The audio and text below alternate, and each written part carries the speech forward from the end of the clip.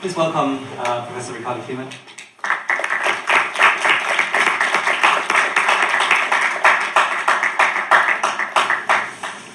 So my presentation is called Virtuoso. And virtuosi performers exist not only virtuosi people, not only in the field of arts and music in particular, but also the field of sports, literature, science, and it's always fascinating thing for humans to try to understand what's going on in the mind of a virtuoso. I mean, it's something that we don't really understand well. Nobody has really been asking deeply why these people are the way they are. And in fact, the reason why, this is a speculation from my side, but the reason why we haven't gotten to that territory is because there's no answer for that.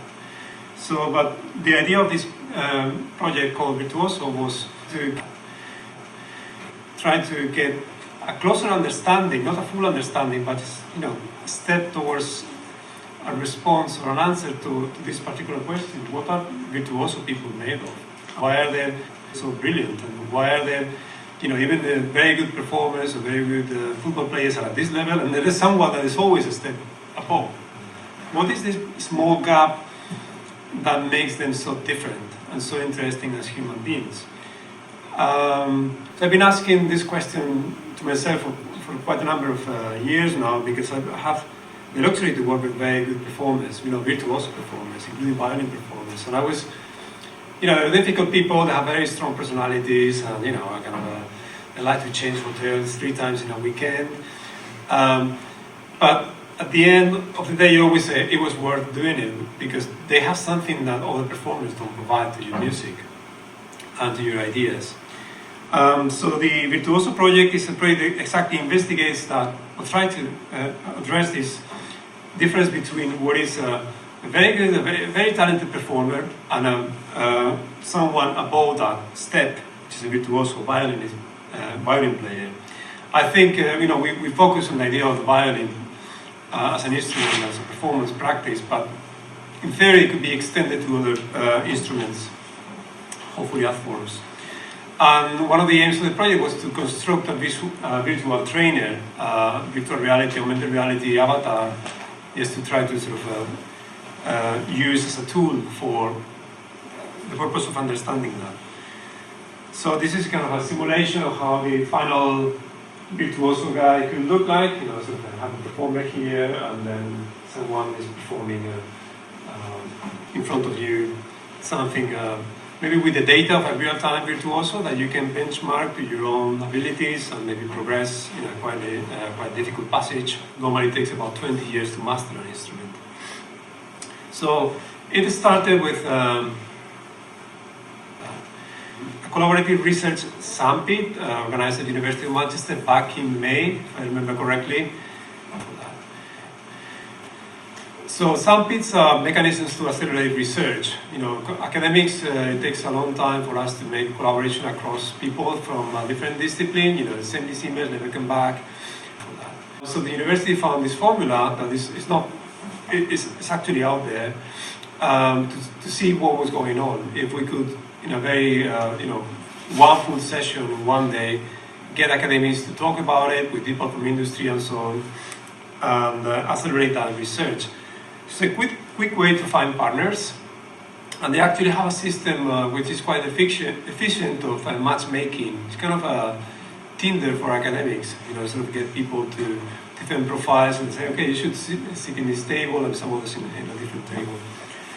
So I was surprised I was called for one of these SAMPITs last year, and I was sitting with people that really match my expertise. In some areas I do a little bit, but not very well. Or maybe I don't know at all, but they actually know a little bit more I do.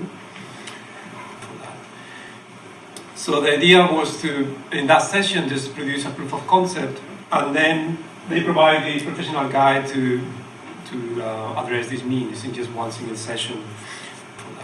At the end of the session, we have to present a pitch. Academics, we don't do that normally. We just apply these fundings through a long application form in written. So it was a new skill to develop, just how to present in a 3-minute pitch elevator one idea for someone to give you money.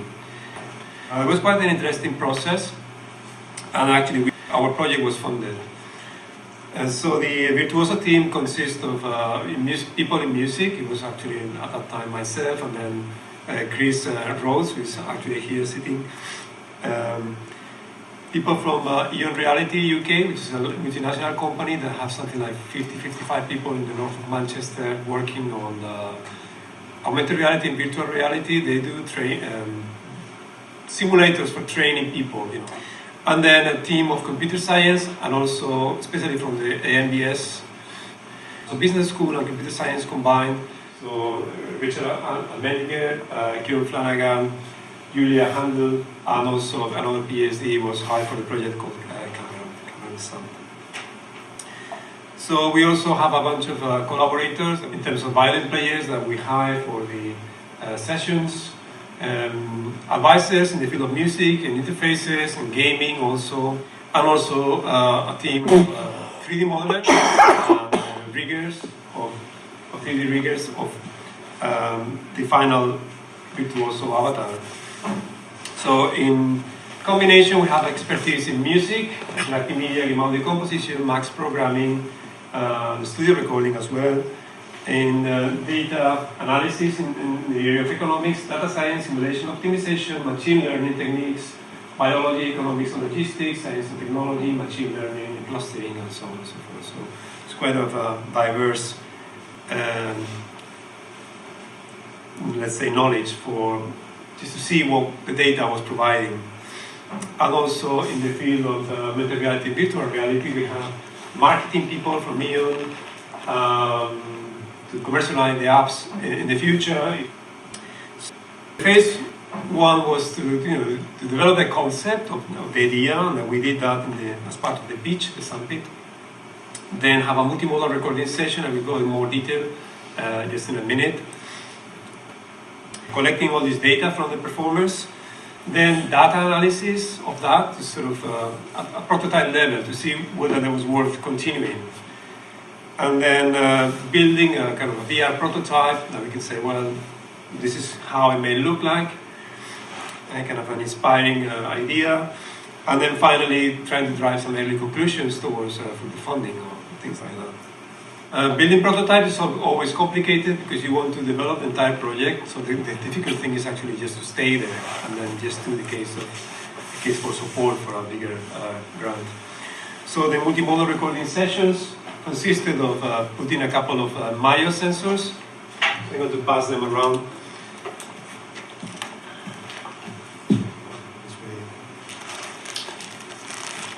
One on each arm. And they're basically EMG controllers that have 8 inputs from the skeletal muscles. So basically take electric impulses from your muscles and can detect what the fingers are doing. So you can imagine we're just using one finger to play a note. It's actually taking some movement of the other fingers, and this is because our muscles are quite connected. So it's kind of a very complex, highly complex thing. And this technology is used by medical scientists to try to understand all these things, especially also sports. So the idea was to capture 8 signals from EMG data, and another one from the ball. Alongside this, the Mayos also capture all this type of data such as acceleration, inclination. But we also have pitch tracking, which has been historically the way to try to understand what musicians do. Then we did an audiovisual session capturing with a GoPro camera, so the data scientists can sort of see where the data is matching. And then the lead motion, we tried also a little bit of that, but it was not used in the end. And I think one of the issues was that this data was not synchronized, so the analysis process was quite dumb and slow. But there are other projects dealing with the similar problems, and then they have a sort of synchronized data through a sort of server, so that all the data coming from different media or different media is actually aligned in time correctly. The information was captured in a sort of raw data. We also have to calibrate the system a little bit, because if you think about 2 performers using the same data tracking device, if you move it slightly to the left, all this information from the different sensors will be slightly rotated. So it's quite easy for the scientists to calibrate that and estimate what is the rotation. That was not much of an issue. They started with PCA, which is comparative analysis. In a way, they are trying to understand which of the 8 different live data streams is contributing more to, let's say, this movement, that movement. Okay? So it's a very simple analysis, but then they try with different forms of data analysis, which are related to, for example, how stock markets forecast different prices for oil or for gold or whatever. I have a background in economics, so thank you. So and in fact, my last year in economics, the 5th year, was about stock market, so I know a little bit about that. I have composed a piece using data with the stock exchange data from Standard & Poor's. But I think they are working on a completely different level, so they're really, really advanced in using genetics analysis and things like that.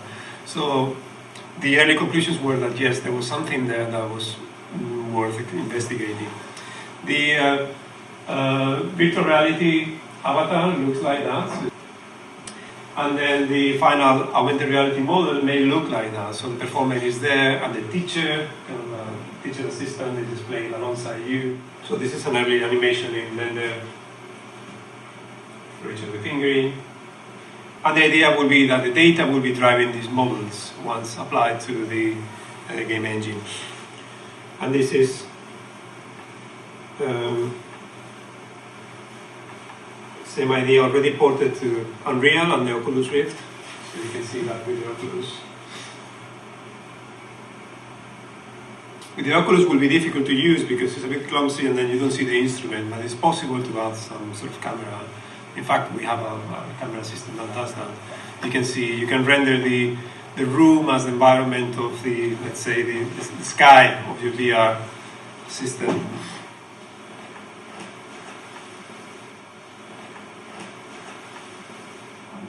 The method for collaboration, it was interesting because we used something called Trello, which is kind of a board where you sort of drop ideas in.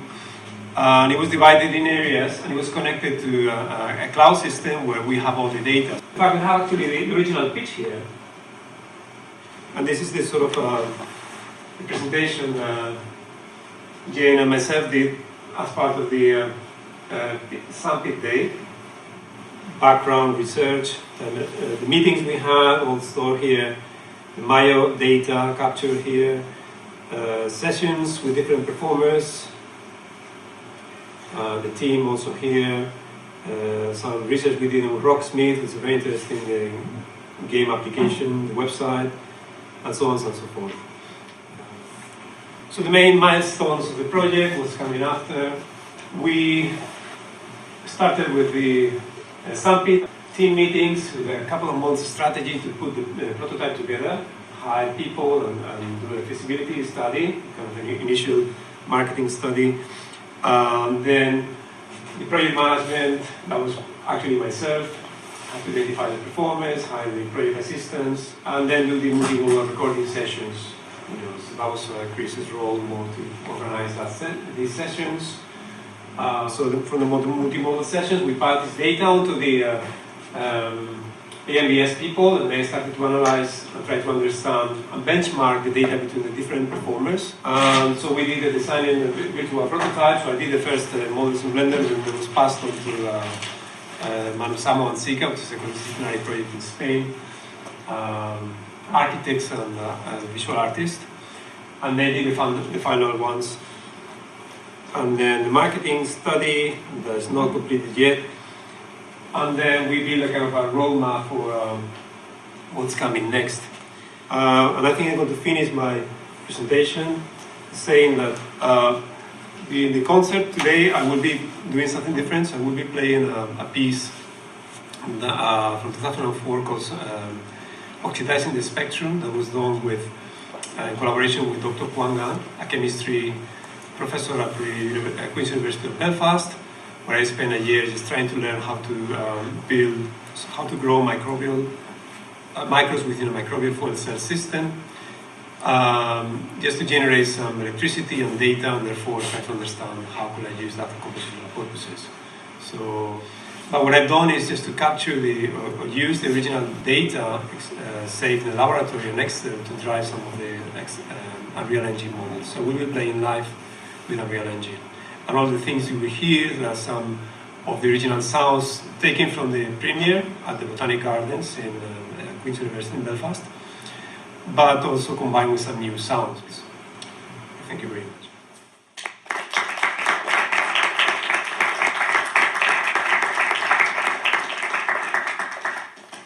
Any questions about the virtuoso project? I mean, I actually have kind of a devil's advocate question, I guess. And so your whole presentation, it kind of seems that the musician is more and more becoming not like an independent composer, but is being part of a bigger network of, economists, data analysts, kind of trying to develop bigger, more complicated structures. And I wondered, as the director of like the Novas Research Center, how is the university or like the music department addressing these kind of developments, say in teaching or in offering courses, becoming a multimedia, like networked artist? Is there anything going on? Is there anything, preparing students for this? I need to think about the answer. See what I said. I mean, the School of Arts has a very strong will to connect people across different departments.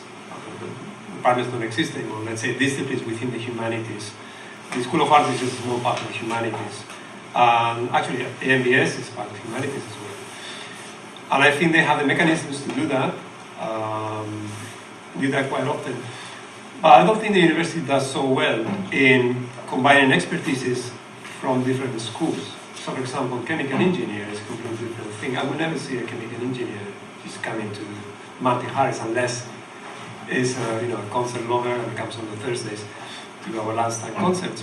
So it has always been quite difficult actually to create projects across disciplines that are not in the humanities, let's say the computer science, electronic engineering, maths, and so on. But for the sort of things we do at the Novas Research Center, it is centered to our expertise and our aims, and so it feels very natural to go in that direction. So I think we've been just bypassing the school, just doing our own business, and so far so good. So we have a lot of different connections with different people. You are a case of success in that respect. With a professor, supervisor in music, and a supervisor in professor in chemistry. But we also have a few more around the corners. Or let's say the resources exist because Manchester University is one of the best universities in the world. Honestly, not because I work for this place, because historically has been one of the centers where a lot of research has been pioneered here in the Copeland Street. Just to mention something, first paper on AI was written. The atom was split next door. So Rutherford. So we have the things and the ability to do the things, but perhaps no one has really put enough thought about how to facilitate that at student level, for example. Thanks. Thank you.